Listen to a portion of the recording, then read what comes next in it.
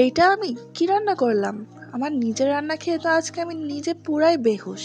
আমি যে এত ভালো সরষে ইলিশ রান্না করতে পারি তা তো আমি কখনো কল্পনাতেও জানতাম না। আজকে যদি এই সরষে ইলিশটা না রান্না করতাম।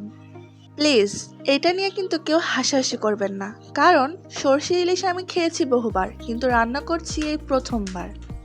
এতদিন তো অন্যের হাতে সরষে ইলিশ খেয়েছি, আজ আমি নিজের হাতে নিজে সরষে ইলিশ রান্না করে এই প্রথমবার মনে হচ্ছে নিজেকে যে হ্যাঁ, আমিও খুব ভালো রান্না করতে পারি।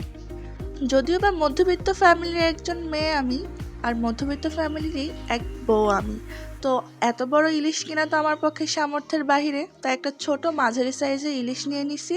আর ইলিশটাকে ভালো করে কেটে ধুয়ে ওর মধ্যে হলুদের গুঁড়া আর মরিচের গুঁড়া দিয়ে মাখিয়ে 10 মিনিট রেখে দিব।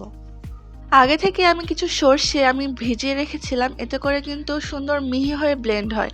আর তার মধ্যে কিছু কাঁচামরিচ, লবণ আর পেঁয়াজ দিয়ে দিয়েছি। আপনারা ট্রাই করবেন সর্ষে ইলিশটা অবশ্য আদা রসুন বাটা ছাড়া রান্না করতে, এতে কিন্তু স্বাদটা সেই লেভেলের আসে। এরপর ফ্রাই প্যানে আমি অফ ক্যামেরাতেই কিছু সরিষার তেল দিয়ে একটু হালকা গরম করতে দিয়েছিলাম। আর অবশ্যই মনে রাখবেন, হালকা গরম অবস্থাতেই কিন্তু এই হলুদের গুঁড়া আর মরিচের গুঁড়াটা দিয়ে ভালোভাবে মিশিয়ে নেবেন। এতে করে কিন্তু হলুদের গুঁড়া আর মরিচের গুঁড়া কিন্তু পুড়ে যাবে না। আর তারপর কিছুটা ভেজে নিয়ে আমি এর মধ্যে 1 কাপের মতো পানি অ্যাড করে দিয়ে তারপর মাছগুলোকে একটু ভালো করে ভেজে নেব। পানিটা দিলে কি হবে, মাছগুলো পুড়ে যাওয়ার একটা সম্ভাবনা সেটা থাকবে না, লেগে যাওয়ার যে সম্ভাবনা সেটাও থাকবে না। তো মাছগুলোকে আমি কিছুক্ষণ এর মধ্যে ভেজে নেব, এতে করে কিন্তু টেস্টটা আরও বেশি ভালো আসে। যতটুকু সম্ভব এইভাবে প্রথমেই একটু সরিষার তেলের মধ্যে হলুদ আর লবণ মরিচের গুঁড়া দিয়ে ভেজে নেওয়ার ট্রাই করবেন, এতে কিন্তু সর্ষের যে একটা স্বাদ সেটা কিন্তু খুব বেশি হয়ে যায়। তারপর ব্লেন্ড করে রাখা পেস্টটা আমি সবগুলো এর মধ্যে দিয়ে দেব, কারণ আমি যতটুকু ঝোল করব ততটুকুই কিন্তু তার মধ্যে পানি দিয়ে একদম অ্যাড করে আগে থেকে রেখে দিয়েছিলাম।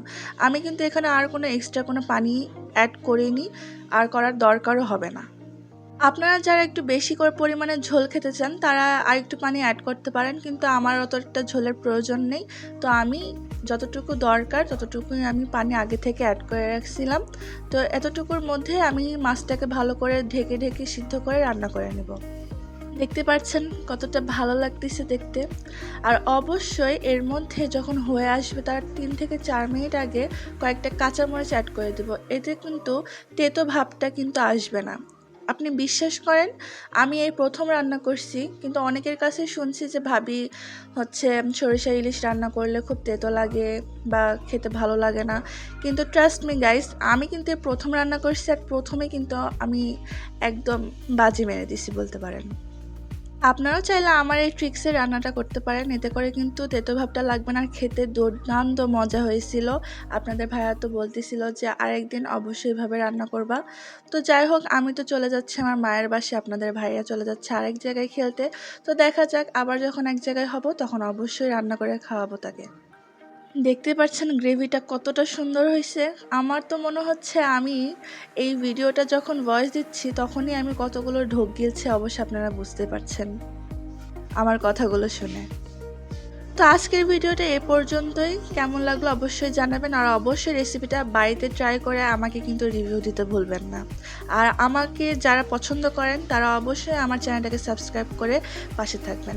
আজকের ভিডিও এ পর্যন্তই, সবাই ভালো থাকবেন। আল্লাহ হাফেজ।